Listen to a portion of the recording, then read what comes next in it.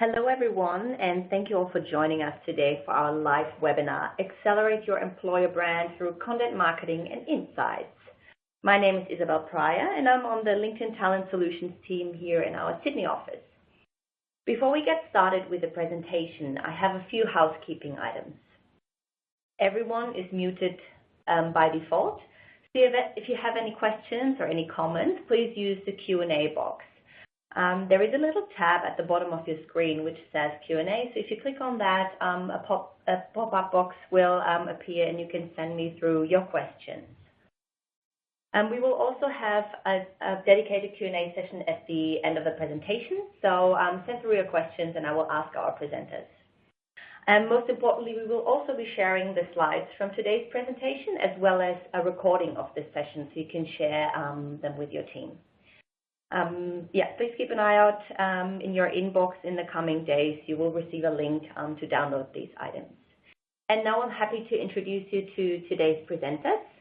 We've got two of our employer brand consultants from LinkedIn here today, Tash Sokol and Ash Stewart. Hi both, thanks for joining us. Thanks. Hi.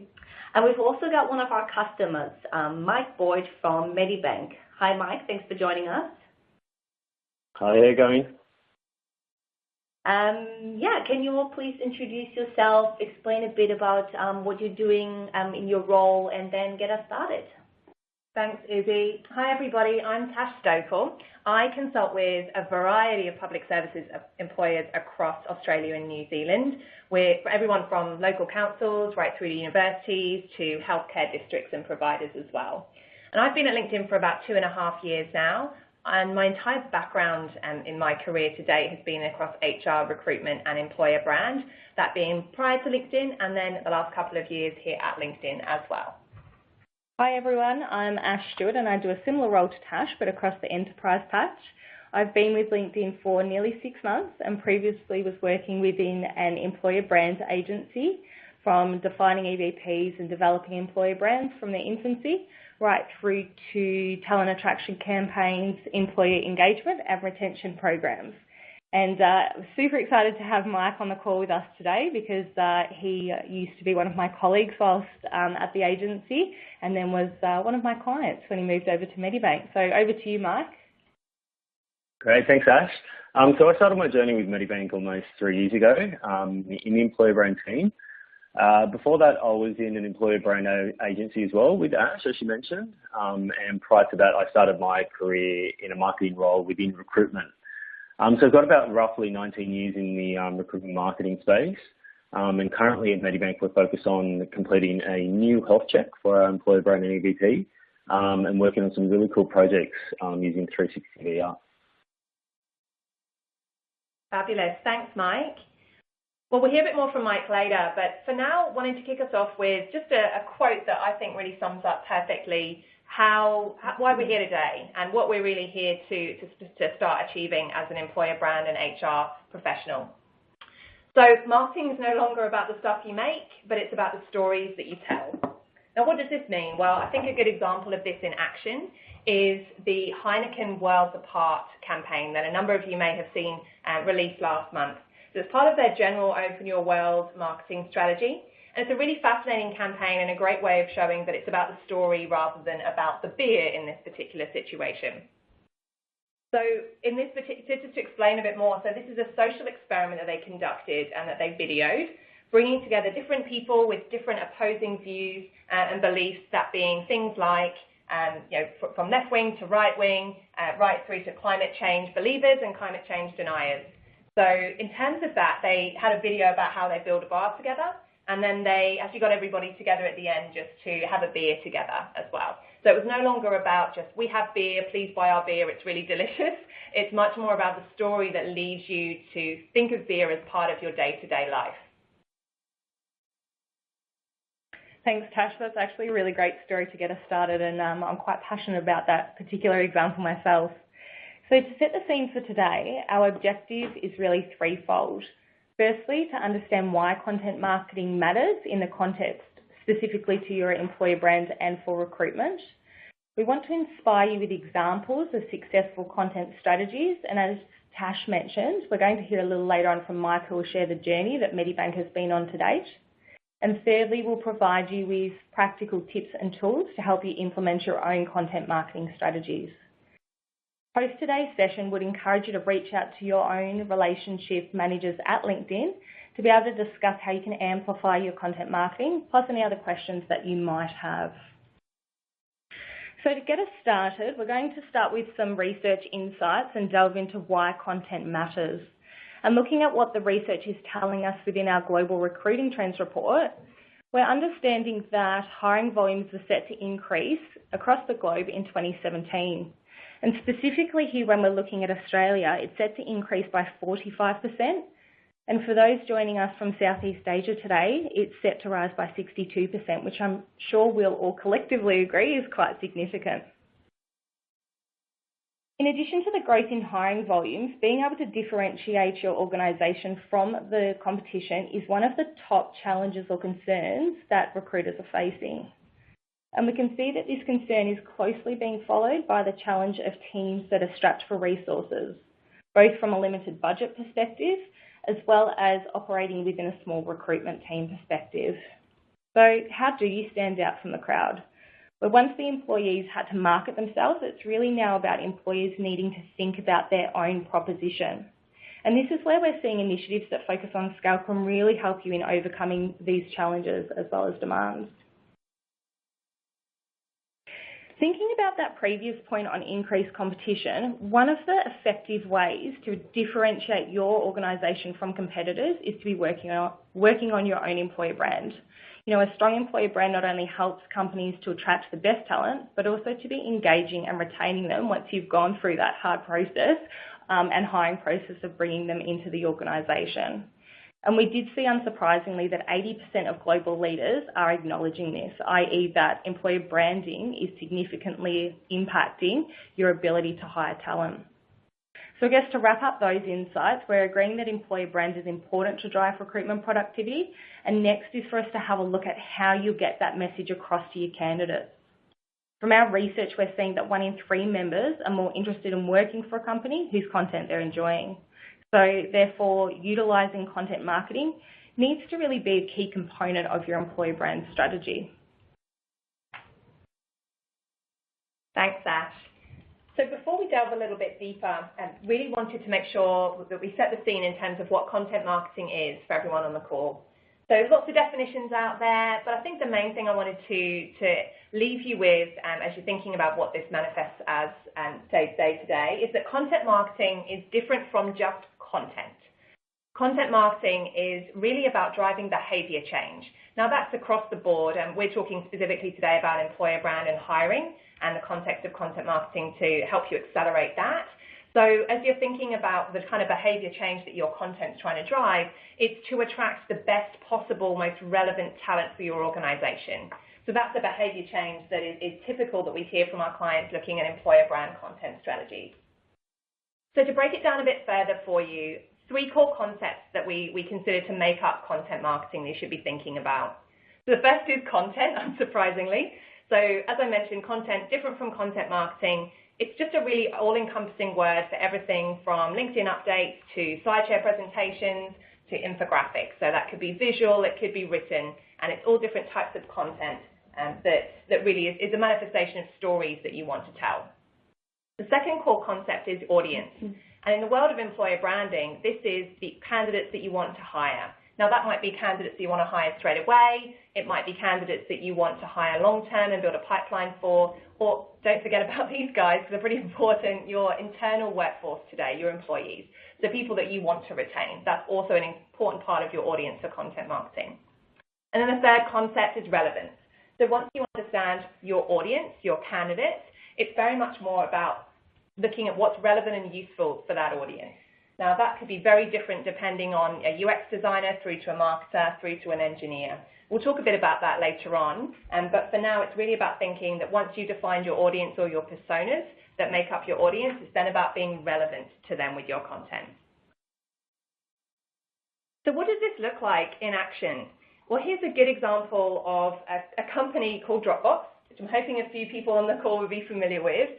They are a groundbreaking tech company. They're B2B software, but interestingly, a few years ago, they were going from B2B sales staff within their business B2C sales, I should say, so B2C sales staff through to B2B staff as their business transformed.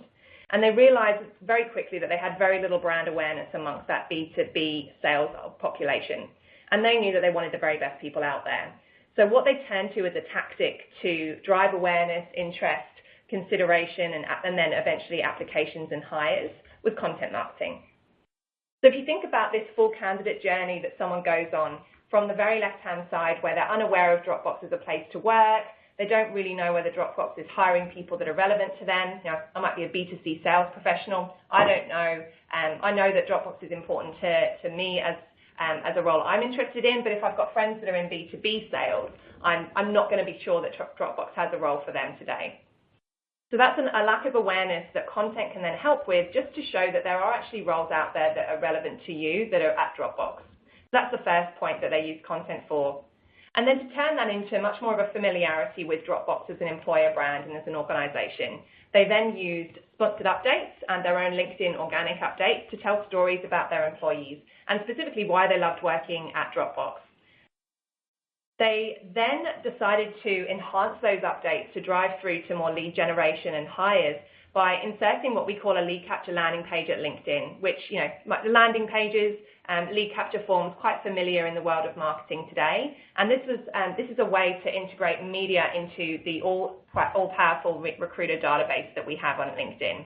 So it's a way to capture leads from your media, and it's that kind of interface between your marketing and then your recruitment team as well. So the mindset, once you've clicked yes, I'm interested in hearing about Dropbox on that landing page, is that, okay, now I'm aware that they're recruiting for people like me. I now know a bit about what it's like to work there from the employees that they've shared stories about with me. And now I think I might be a good fit for the team, so I'm ready to share my interest.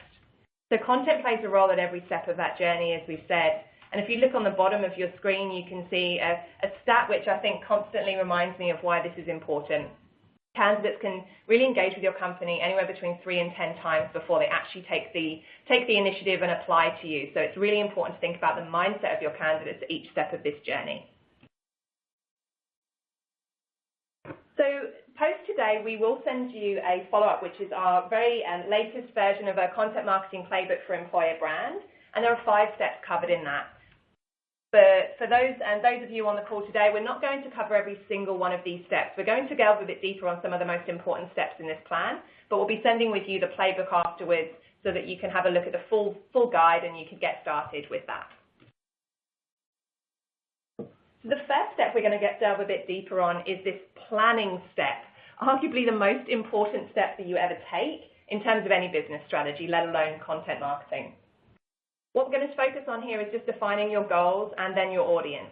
Now, another important part of this planning section is building a content calendar. We're not going to cover that today. That is covered, though, in our playbook, and there's a great example of a content calendar that you can look at there just to try and build that for yourselves. But starting off with your goals. So, as I said, probably the most important thing that you do is just know where you're going. What are you trying to achieve? So thinking about this in the context of what we describe as the recruitment funnel, very familiar to the marketers on the call and very same but different maybe to the marketing funnel that you'd be familiar with. It all starts with building awareness amongst your target talent, developing that into interest and consideration, and then generating leads and potentially hires from that as well. So the important thing here is to set your goals, to be very clear on what you want to achieve. Look at what challenges you're facing if you're struggling to get started, and really think about just solving for those. So an example could be, maybe you're a tech startup and you're looking to attract multinational and experienced engineers. So it'd be very difficult for those engineers to know who you are when maybe you're just a 10-person business just starting up in Singapore. So it's important that you focus on building awareness. And again, be really focused here on your goal, because it shouldn't just be about lead generation to start off with. Don't jump straight there, because you won't be as successful as if you really take each goal in hand and start with building awareness and then interest and consideration. We'll talk a bit about measurement towards the end of the session, but just a reminder that when you're identifying these goals, you can then measure your outcomes against these goals. So it's one of the reasons why this is such an important step. Thanks, Tash. So part of developing that plan is to be able to identify your target audience. And as Tash mentioned, in order to be relevant to your audience, You need to know who they are and what's important to them. Now, within LinkedIn Recruiter's search insights, you've got access to help you understand the audience characteristics and start developing this audience persona. As an example, if you were, say, looking for software developers in Australia, within the Search Insights platform, you can break down their demographic, including, and we can see this example on screen, the years of experience, their years in their current position, their location, or perhaps their education. So what universities have they attended? Which is great if you're also looking to build up your awareness with emerging talent and a pipeline, such as with graduates. If you do want to delve even deeper, you've got access to do that, and all you need to do is simply click on that Insights field, and then it will unravel some further information. So once you've identified who the audience is, their characteristics, developing that persona, the next step in the developing a plan is to what messaging is really going to elicit intrigue with them and really going to get that cut through. Now, within that Global Talent Trends report that I was talking to earlier, we asked candidates a question, and that was around what information they would find most helpful when considering their next employer. And the top 3 responses were the culture and values, the perks and benefits, and the mission and vision. And just to call out, because I did have this question the other day, participants had access to select multiple responses to this particular question. So you'll see that the percentage frequency is adding up a little bit over 100% there. In addition, we know that the number one barrier to changing jobs is not knowing enough about the organisation and what it's like to work there, which seems obvious, right? When we're considering that changing roles and potentially career trajectories, e.g. the industry or the sector that we're working in, it's going to be one of the most important decisions that we're going to make. And as a result, it's important that you, as organisations, are getting ahead and driving that messaging and the conversation with candidates and what you want them to be hearing and seeing about you as an employer.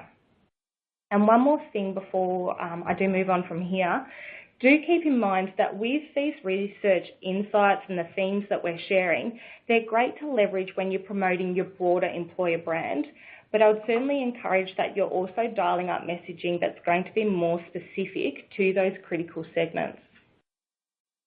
And if you're not too sure where to start or what that messaging looks like, who better to ask than your own employees?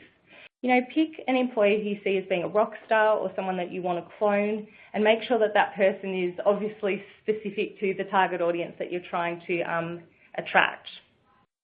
Now, these employees are ingrained in your business, so they're going to be the ones that are in the best position to be sharing with you what their relevant drivers are, what the motivators are when they're looking for an employer or for their ideal role, as well as sharing with you their own employment experience, which then obviously gives you that second option of being able to take the opportunity to empower them to be an employer ambassador, which Tash is going to share some examples a little later on.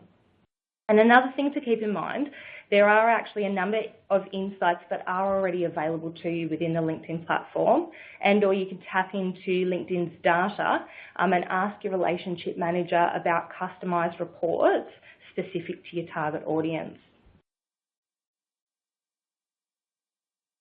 So the next step from here, once you've got your goals, you understand your audience, it's then really about developing the right type of content that's going to be really relevant, as we mentioned before. So we say that there's probably 2 options, and when you boil it down with your content, to either curate content that exists already or to create brand new, really unique content.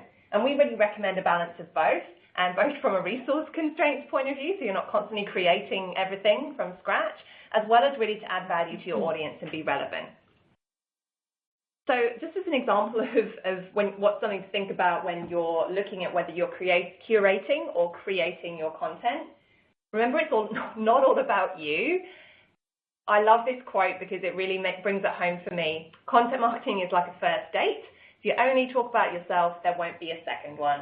And I just instantly think when I look at this quote of the worst date I ever had. And if you're anything like me and your worst date that you might be thinking about right now, the date might be something a lot like the person that's being alluded to here. It really shouldn't be all about you. It shouldn't be all about them on that date. So don't let your brand come across as that worst date imaginable. And in the employer brand and hiring context, that means don't just post jobs. Don't just post pictures of your culture. Whilst that's really important, as Ash mentioned before, people want to hear about that, they really also don't want to hear just all about you. It's much more about things like tips about interview practice, articles about socially engaged leadership. All of that will be quite well received because that's relevant and useful for your audience.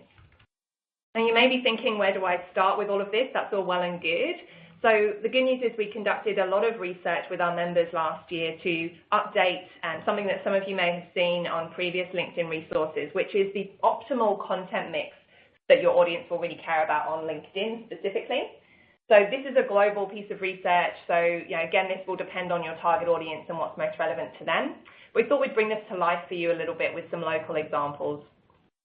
So when we look at the 12% of your content we recommend to be fun, got a little picture of Darth Vader in there. There was Star Wars Day a few weeks back for those that were quite keen Star Wars fans like myself. And I saw quite a few companies on LinkedIn posting photos of their employees in Star Wars costumes and in Star Wars masks. And there's no real objective to that. It's just a bit of fun, and it's just tapping into something that's already out there as an event that's quite fun and humanizes your brand. And then the 30% of your content we recommend to be thought leadership and industry news. Piyush Gupta, who's the CEO of DBS Bank in Singapore, is a great influencer on LinkedIn. He posts a lot of thought leadership on everything from what's going to happen in the markets in Asia post-Trump, right through to career tips and how you take charge of your career. So that's really powerful. And again, it's nothing specifically about DBS Bank. It's just about him sharing that thought leadership. And then on the right-hand side, you can see the 25% talent brand or employer brand content. An example here from New Zealand of Xero, which is a really cutting-edge accounting software firm in New Zealand, and they decided to run a series of employee content. So that was a series of long-form posts on LinkedIn, which just cost them nothing, but then what they were able to do is then amplify that through their employees and their employee ambassadors to get that great reach. So I touched on something there which really relates to this next step, which is about then amplifying your content, otherwise known as content distribution. Now, the reason this is important is, again, coming back to a quote of mine, which is a real favourite, is that it's all well and good to create a lot of content, to invest a lot of time, but if you're not getting it out in the right place, the right time, to the right audience, it's really been quite a waste of your time. So you really want to ensure that you're focusing on the distribution. I don't know about you, but if you've done any blogging, I'm trying to do a lot of blogging this year myself, you might spend hours and even days, weeks, months writing a blog post, and then the worst thing is you post that and then there's no likes or comments or shares. So it's really important about getting that engagement and traffic right through your distribution strategy. So in terms of that, you do have a few options. One option here is an example that's being used really effectively by a local company here in Australia, which is actually an APAC-wide remit, is WSP Parsons Brinckerhoff.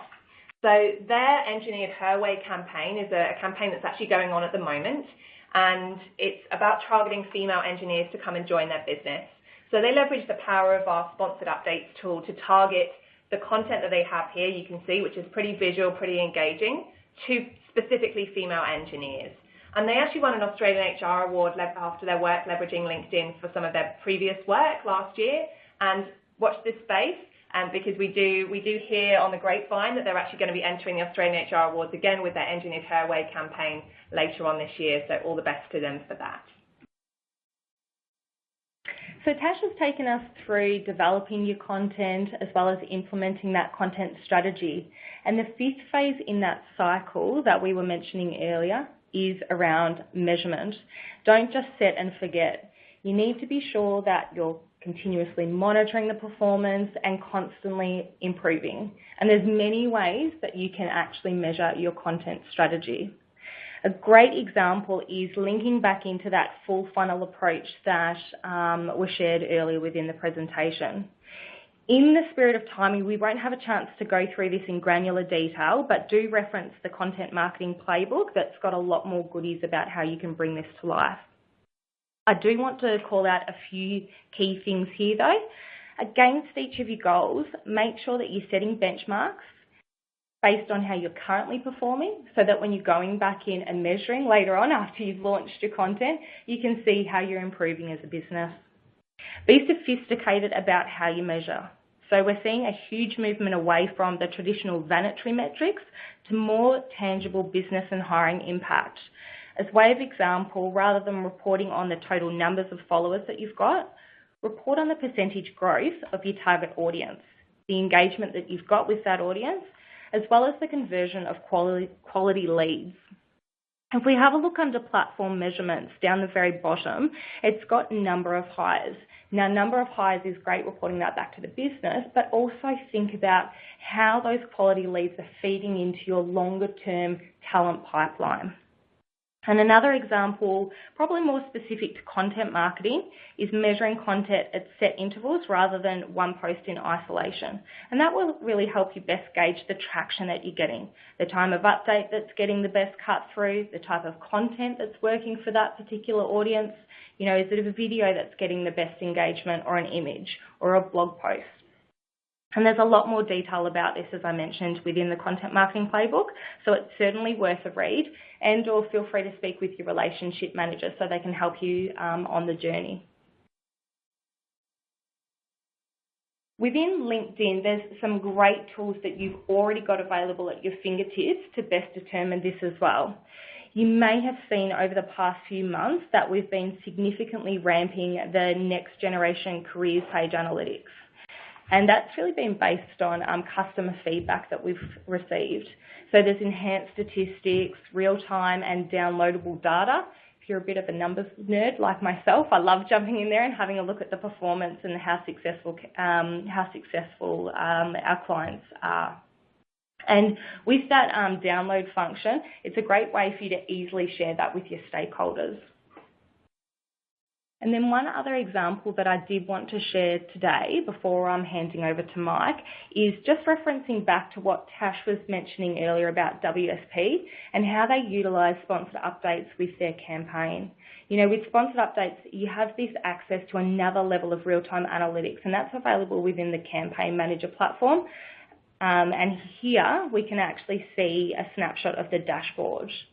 We can see an overview of how the content's performing, and you've got the access to set up multiple campaigns. So you might have, as part of your strategy, a broader employer brand message that's going out to market, or dialing up that messaging specific for a talent attraction campaign. So you can actually delve down deeper, unpick some further insights, and even change the date range, so the specific time frames, to see when you're getting the best traction for your particular campaign.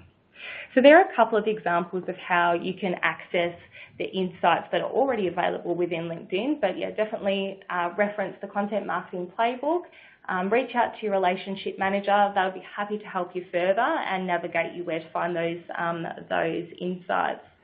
So I'm going to hand over to Mike now, who I'm thrilled to hear him share the journey that Medibank's been on to date, and how they've really looked at their employer brand and content marketing strategy. Over to you, Mike. Great, thanks Ash. So I thought I'd start today by just sharing a little bit about our initial strategy and I guess the purpose behind, why we do what we do. So our strategy was to create an employer brand that spoke the truth and that created a deep connection with both our employees and our talent. And to do this, we needed to translate the insight from our EVP research to understand what made Medibank unique to our employees, and then in turn, how we could use their authentic voice to communicate our employer brand. So our journey started back when I first joined Medibank in 2014. So like most larger organisations who are going through this employer brand journey, we had three companies. So there was Medibank Private, Health Solutions, and AHM, and everyone was kind of doing their own thing at the time. So we didn't really have an enterprise solution, either for that employer brand space or either in that kind of talent engagement. So we were outsourcing some of our recruitment, and we had an in-house team who were looking after part of it. So it was a big job really to look at the whole solution for recruitment and talent engagement. And then in 2015, our research, began with the typical, outlining what your objectives were, what we really wanted to achieve. and completed a full scope research project with Blaze and Ash to understand what what our EVP was, what those core pillars were, and develop the employer brand from there. And in 2016, we launched and activated, I guess, an authentic EVP that was group-wide. And what we really wanted to aim for, kind of linking back to our strategy and our purpose, was that authenticity and how we can connect to both our employees and to future talent, and gain their trust from the beginning, rather than a really big bang launch. So with our our actual brand development, following the research, we launched adding passion and possibilities to health, which is our employer brand statement, and it defines a strong emotional connection that Medibank has for creating better health for all and for providing an outstanding future for all employees and those that we care for. So we aim for a soft launch approach where we're using our, we created a bit of content up front, to kind of kick things off, bit of video content, and some really top-level employee stories that they didn't have too much in-depth information into them. But what we really wanted to do was use our employee networks to socialise and kind of help drive that engagement and awareness for the brand. And we were going through a very big process with our digital teams at the time to relaunch our careers website. So I'm sure a lot of people on the call will understand that, dealing with sometimes marketing and digital, there's sometimes a bit of a disconnect. We had a few issues where I guess the teams didn't really understand why we needed a separate careers website, why we just couldn't have the landing page that we did. That offered no information, not interactive at all. And so for us, we really had to turn it on its head and position it back to them about, their recruitment experience and, when they were first, going through their research process on Medibank and, how they experienced it and what did they walk away with? Was it, was it their experience something that they felt converted them straight away, or did they have to walk away and have other conversations or do deeper research into a career at Medibank? So positioning the conversation like that, it gave us a lot of opportunity to, to kind of build that trust and momentum with them, although it was a long process. And I guess it kind of helped us kind of go above and beyond really with that trust aspect, because they really saw the light at the end of the tunnel for what we were trying to achieve. And helped us really take that next phase in the evolution of our employer brand by developing a unique blog that sat onto our careers website. So I know that we're not the first company in the world to be doing a careers blog, but it's something that coming from my agency side, content has always been a big key driver. I feel is in that authentic storytelling. And, to do so, it really helps if you've got a platform behind you that, that can support the content, in various formats as Tash and Ash have been through today. So, for us, we were in a good position where, we were able to launch a careers website, newly created with all interactive pages and, the content that was in there was really authentic, and we've got the option to control all of that from the back end, and to create the blog. And the blog for us it's been an absolute godsend. So, with regards to creating that authentic storytelling, it has really helped us in regards to being able to put a lot of time and effort into, offering an in-depth insight into those employee experiences. And, use it as a great platform to be able to share out across the different social networks that we use to promote. So I've got two examples in here of where that's how we share the content. So I've only given an example here of how we share across LinkedIn, but on on the opposite side, we also share quite heavily in our internal networks as well. So we have Yammer and we use our intranet. So everything that we post onto LinkedIn, we also post exactly the same thing to our internal network. So we know what that's doing is, yes, it's driving engagement and awareness and, a really great story for our employer brand, but internally it's creating conversations and it's creating awareness and it's helping the company open up to new experiences and it's helping people connect better. And we just found that since we started developing the content that we publish internally, it's some of the most highest viewed content across our intranet and our LinkedIn page. Sorry, our Yammer page. So the example that I've got here is just kind of that step process. So for us, we publish on our blog first. We have an in-house team that we didn't have when I first started, but worked very closely with our internal stakeholders to, I guess, support the reasoning behind why we needed a team to drive our employer brand. So we have a content lead who supports just our employer brand content. So we write all of our content in-house, publish it ourselves as well, and then we share across the social channels. So for example, here is sharing across LinkedIn, which then drive traffic back to our careers blog for people to read the full story. And we get some really great deep analytics that really show that behaviour flow. So when people are or our audience are coming back to the blog, it's giving some really great insight as to how they're responding, how long they're taking to read the blog.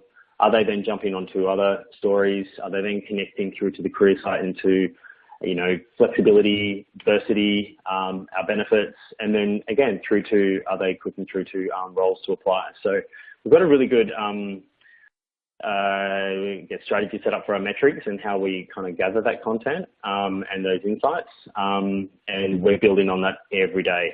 But the example here is a diversity one. So we link all of our content calendar to what our business calendar is, our people calendar, and then our employer brand calendar. So everything that we're doing in the organisation, our employer brand content strategy links back to everything. So basically on a week-to-week basis, we have a deep insight as to what's coming up, and our content's created in about 2 to 3 weeks in advance. Second example that we have here, similar before, but just showing a different alignment. So this is an example here of one of our senior leaders, Kylie Bishop, who was sharing her story as a leader, and we link the stories back to events that are happening on that day or that week, so that there's a really strong purpose behind the content that we're publishing. And I think that's it. Ash, back to you. Thank you. Thanks so much, Mike, for sharing. I must say I'm certainly proud of everything that you've done since joining Medibank, as well as the journey that Medibank as an organisation's been on. And I think that, or I would say, certainly one of the leaders for me in Australia for developing a strong employee brand and exceptional presence across various social platforms. And appreciate you sharing the journey and also calling out that integrated approach. So when thinking about content marketing, absolutely looking at how you can reach your audience across a multitude of ways. Now, before we jump into Q&A, a few key call-outs from today is firstly to, I would say, invest time upfront to make sure that you're setting yourself up for success. And that's going back to the points around defining your objectives and also identifying those audiences early on. Secondly, I would say scale your efforts. So engaging with your employees for their stories, and Mike just shared a great example of that as well, and leveraging them as ambassadors where you can. And to really reach those critical audiences, have a think about whether you're interested in sponsoring those updates to get that reach. And finally, measure. It's one of my key things that I like to encourage because it's important to use the insight, see what's working, and don't be afraid to tweak and constantly evolve is the way that I like to look at it. Perfect. Thank you so much, everyone, for the presentation. Now let's take some questions. Before I ask you guys, I just wanted to mention again that we will send out the slides and also the recording. I know a few people asked me, so keep an eye out for an email in the coming days. We will share it with all of you. So I had a few questions come throughout the presentation, so I'll kick off with those, but please feel free to send some more questions via the Q&A box, and I will ask Mike as well as Tash and Ash. I'll kick off with a question that came earlier, I think, when you were talking about specific content, role-specific content. Can you share some examples what that would be? Yeah, I might jump in here, Izzy. I would say if you're looking to attract, and I'm going to use an example of engineers, only because I know that not everyone, but a lot of organisations do come to us and say that they are looking for engineering talent. So have a think about, I guess, looking at the research insights, what their drivers and motivators are, what their external perception is of you as an employer, but also drilling into what you're offering as an organisation that's going to be relevant to them as a candidate and employee once they join. So we know that, and I guess this is from the various research projects that I've worked on in the past, we know that generally they're most interested in interesting and challenging projects and really being able to make an impact. Therefore, if you're looking at honing into them, I would say make sure that you're considering promoting the innovative or transformational projects that you might be working on as an organisation, and also what they would specifically be involved to or exposed to. Great, thanks. Another question, I think we get a version of this question for a lot of topics. What would be your advice to anyone looking to get started with limited resources? A lot of people don't have a massive team or a dedicated person. Can you share any tips what people can do with a small team? Yeah. Mike, I know you've got a couple of insights to share here, but I'll jump in first if I may. Yeah. So in terms of what we tend to hear from our clients, this limited resources question does come up a lot, as Izzy mentioned. In essence, a few things to think about. So number one, be laser focused on your goals. So have a strategy that's long-term about building your awareness, building interest and familiarity with your brand, but also think about what you can address with your current resources in the next 12 months. So think about, with those resources that you've got, what are your specific goals that are going to help you drive the business case for additional resources at the end of 12 months. And the second point I would recommend is really harnessing the power of your employees. So your employees know the business and the roles that they have arguably better than most people in the marketing and recruitment realm, as much as I wish that were the case. That's just the nature of being across multiple roles in marketing and recruitment. And so really harness the power of those employees, elevate them and amplify their stories as your best bet for going after the content strategy without those resources. And Mike, have you got anything else to add from the start of your journey at Medibank? Yeah, pretty much aligned to what you're saying. For us, the key one was ensuring that you really understand what the purpose is. Like, what do you want to change or achieve? Because if you're not being authentic through your communication, then your ambassadors, talent, even your stakeholders will see right through it. So that authentic voice is what will, I guess, drive momentum and drive the interest. Because if you're trying to create engaging content, people want to know the real life experiences. So if you're just trying to write something that is doesn't really have anything that you're trying to change or any real purpose behind it, you're not going to get the engagement, which means that each time that you publish, it's not going to get the that kind of continued growth that you want. Yeah. Great, thank you. Now I had a few questions coming through around the same topic, and that is how you can get your stakeholders on board. So what can you do to influence a business that doesn't really believe in employer brand yet, or that needs a bit of convincing to get started? Again, to all of you, maybe if you have tips, or Mike to you as well, so whoever wants to take it. Mike, did you want to jump in here? I know you did a sensational job when you started at Medibank, bringing all those stakeholders on board. Did you want to share with us an example? Yeah, definitely. Yeah, no problem at all. It's a funny one because I didn't realise how difficult it would be, and I also didn't realise how slow it would be. But I guess the biggest thing for me, and I mentioned it earlier on, is when you're creating those conversations and you've identified who your stakeholders are, the best thing that I found was to put that, I guess, that experience, that recruitment experience, or that job search experience, or anything that they would have experienced themselves previously, or they could be currently experiencing if they're looking to move on from the current organisation.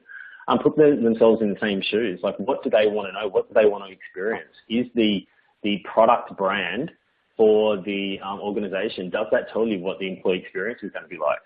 And I think that is what determines, and for me was a light bulb moment for our key stakeholders, that yes, we do need to have an aligned approach, but with our corporate brand, but our messaging needs to be tailored to the talent audience. Fabulous. Thanks, Mike. And yeah, I think some great points there in terms of that collaboration across different stakeholders. And one hot tip that I've been encouraging my clients to do lately is to ask those stakeholders the simple question: what was your first impression of the business when you first heard about the business? And, the government clients I work with, sometimes that's bureaucratic, sometimes that's slow moving, sometimes it's far more positive. It might be a transformational or digital journey that they're going on. But really important to consolidate all the stakeholders' impressions to kind of, as you say, Mike, make it really relevant for them and really drive that influence through their experience. Yeah, absolutely. Great, thanks. I know we're running out of time. Maybe we can take one more question and then we'll wrap up, because there were a few similar questions coming through regarding engaging your own employees to post content or to become an ambassador to help shape your employer brand, help communicate the employer brand. Any tips?